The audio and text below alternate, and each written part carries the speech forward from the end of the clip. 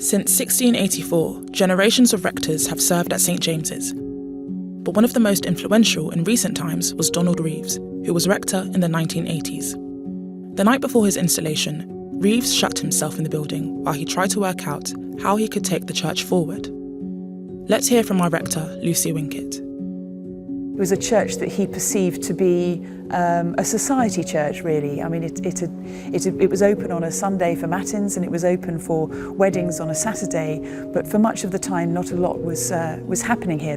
So Donald really opened the place up and gave it a very distinctive identity.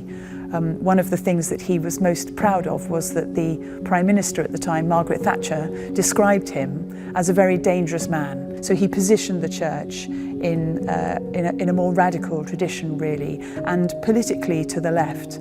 CND meetings were held here. Stop the War Coalition had its meetings here, and so it became a very lively place of debate in the 80s. One other extraordinary rector was William Temple, who came here in 1914 and served here during the First World War, but later went on to be Archbishop of Canterbury, and extraordinarily influential post the Second World War in the creation of the NHS, for example, and somebody whose possibly greatest quotation was to say that the church is the only institution in society that exists for the benefit of the people who don't belong to it. And for that to be a kind of mission statement for the church as a whole was really extraordinary.